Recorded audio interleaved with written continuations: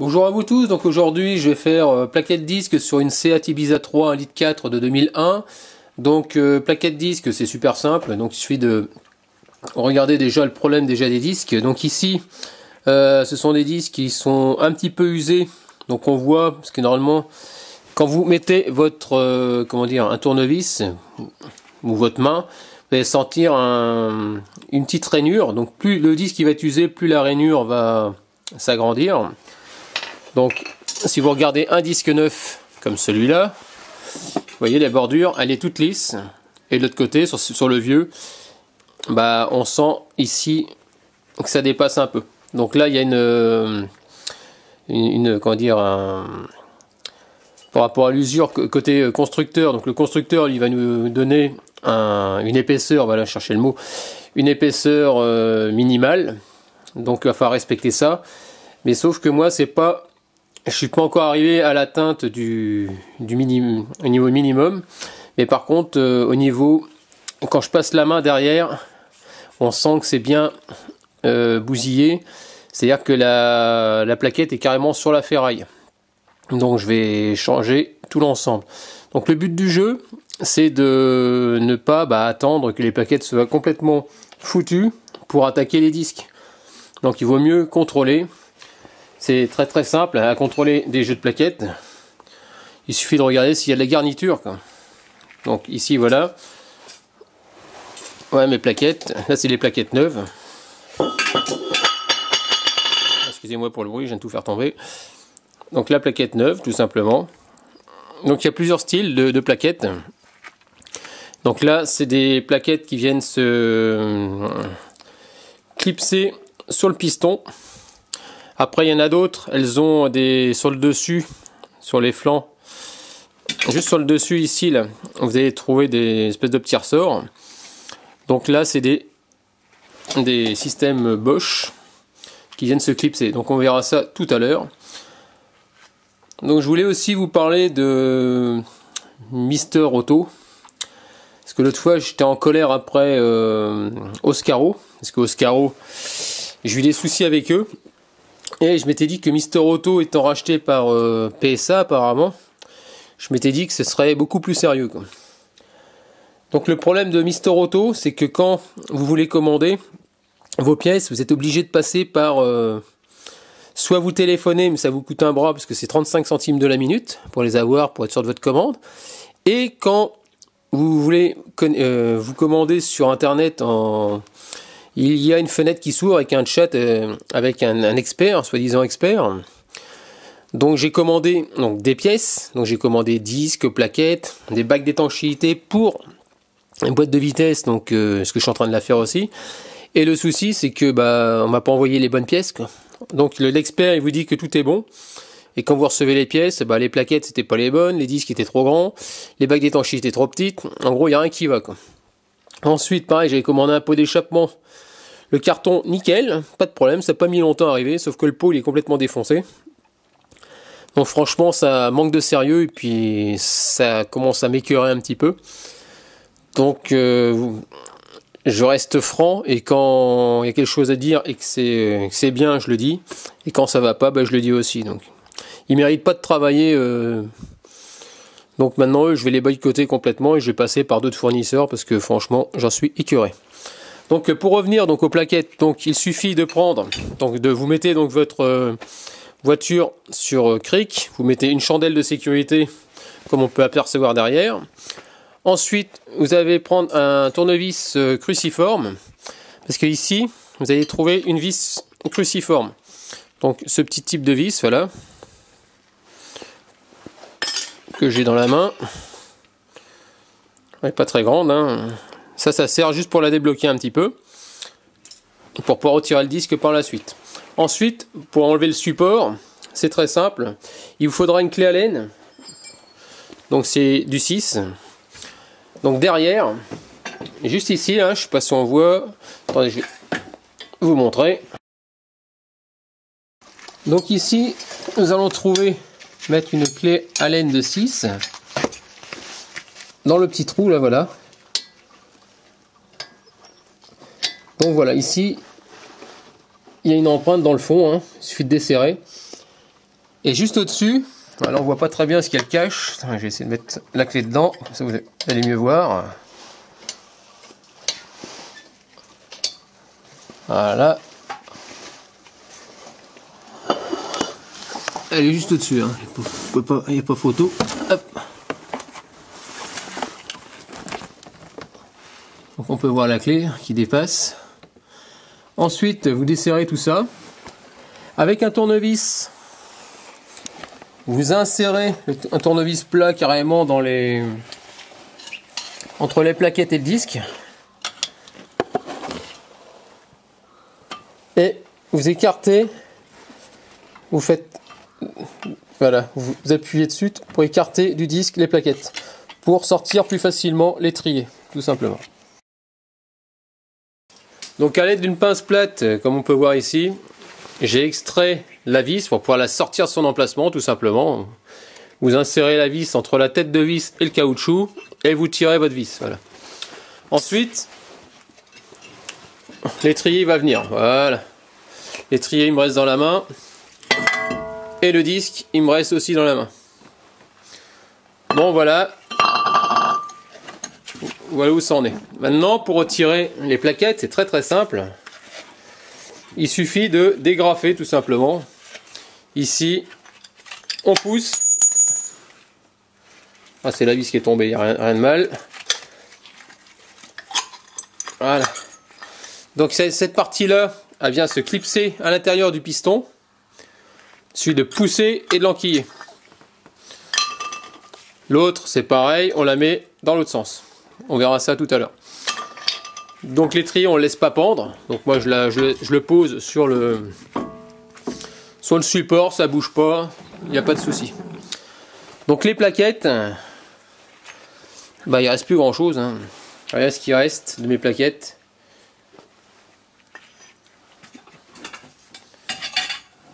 Il reste, c'est pas terrible, hein. Et normalement, donc celle-là c'est la neuve et l'autre c'est la vieille. Il n'y a plus grand chose, quoi. Ah ouais, là c'est carrément creusé et on arrive sur les rivets. C'est les rivets qui ont entamé les disques. Regardez la tête de mon disque qui est tout râpé. Et si on force de trop, à la fin on peut venir jusqu'à, je pense, la rupture du disque. Et puis forcément après on risque l'accident. Donc c'est pas le but d'en arriver à ce point-là. Donc là on va changer disque. Donc j'ai tout nettoyé déjà. Et puis je vais mettre du nettoyant frein. Nettoyer mes vis. Ah ouais, une chose importante, les deux vis des cavaliers. Elle est tombée je sais pas où. Il y en a une grande et une petite. Alors la grande elle va en haut et la petite elle va en bas. Donc faites gaffe à ça.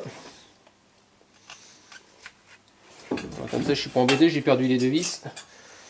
Alors, je vais vous montrer ça juste maintenant. Ah c'est bizarre là, côté gauche et côté droit, c'est pas pareil. Tiens. Sur le côté chauffeur j'avais une grande vis de cette taille là et une petite. Donc la petite elle était en bas et la grosse en bas, en haut. Et là en bas j'ai ça. Donc complètement différent. Bon bah c'est pas grave, on va la mettre pareil, hein. Donc les cavaliers je vais remettre un peu de graisse dedans pour pas être embêté.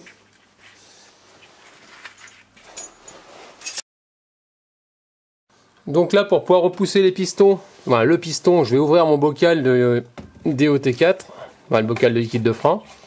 J'enlève le bouchon. Je vérifie que le niveau il est pas trop haut, parce que si c'est trop haut, le problème c'est que quand je vais pousser le piston ça va déborder. Donc là ça va le faire. Donc si par exemple vous repoussez que le niveau il fait que monter et que c'est prêt à déborder, avec une seringue vous aspirez et puis vous mettez ça dans un bocal tout simplement. Donc pour pouvoir repousser le piston, donc je vais utiliser j'ai une valise repousse piston qui vaut une trentaine d'euros, hein. Vous trouverez ça sur internet. Donc voilà, ça ressemble à une fausse plaquette, il y a une vis pardon, un embout tout simple parce que c'est des pistons simples qu'on va mettre dessus. et je vais vous montrer. Bon voilà, donc le repousse piston il est mis en place, tout simplement. Il suffit de visser dans les sens des aiguilles d'une montre, hein. Et le piston, vous voyez, il est en train de rentrer. Il va être en train de rentrer, donc il n'y a pas besoin de forcer, hein. Ça se tourne d'une seule main.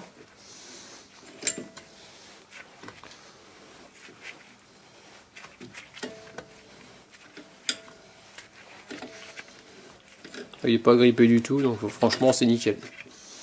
Pour une fois que ça se passe bien. Alors si vous n'avez pas cet appareil là, hein, il suffit de prendre une douille ou vous faites celui de le pousser à la main. Je suis sûr que même en pressant avec la main, on devrait y arriver, hein. Il n'y a pas une force excessive à donner, quoi. Donc une fois que c'est fait, bah, que vous êtes vissé à fond, bah, vous desserrez et vous retirez tout l'ensemble. Voilà. Ça y est. Il n'y a plus rien et après vous pouvez le ranger.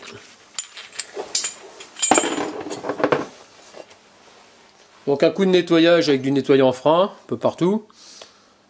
Un coup de soufflette à l'arrière pour nettoyer. Un peu de graisse sur au niveau des vis. Après on va remettre les nouvelles plaquettes à poste. Donc voilà, donc pour commencer on va remettre le fameux disque avec l'empreinte, avec la vis ici. Ça c'est le premier truc à faire. Donc là je sais qu'ils sont bons.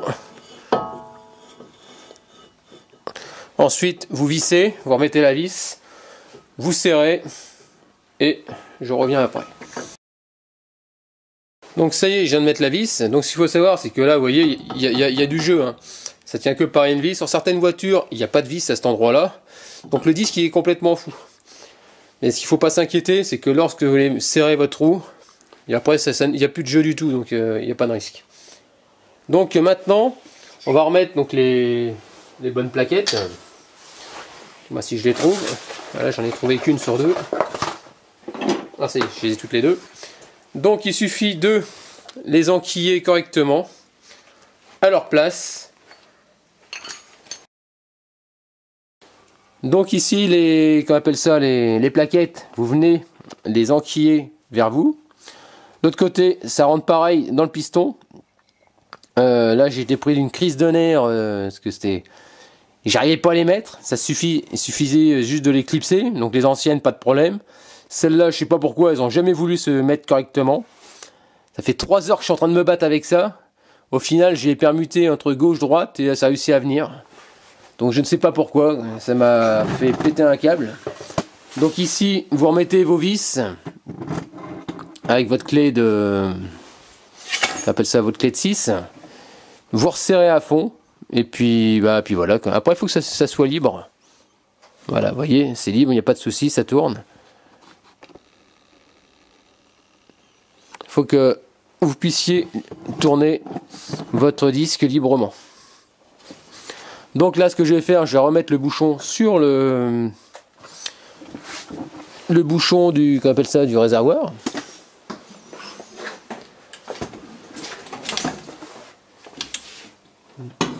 Donc ça n'a pas débordé, donc c'est nickel. Donc ce que je vais faire, on remet le bouchon. On va pouvoir remettre la roue bien sûr. Bien sûr aussi il faut mettre appuyer sur qu'on appelle ça, sur la pédale de frein. Vous mettez 2-3 coups histoire de faire revenir les pistons. Et après ce sera terminé pour vos freins, quoi. Donc j'ai appuyé sur la pédale de frein 2-3 coups. Donc j'ai senti que ma pédale devenait dure. Ensuite vous vérifiez que ça tourne toujours librement. Donc là c'est le cas, c'est nickel. Je vais repasser un coup de nettoyant frein sur les disques, j'ai les mains toutes dégueulasses. Et puis voilà, donc terminé pour les freins. Qu'est-ce que je vais dire d'autre en espérant que ce petit tuto vous aidera, hein, si vous avez besoin de faire les freins, les plaquettes et disques. Donc n'attendez pas d'arriver carrément sur la ferraille pour penser à changer vos disques, hein, tout simplement. Donc laissez-moi des commentaires avec des j'aime ou j'aime pas. Et puis je vous dis très bientôt, pensez à vous abonner et puis ciao.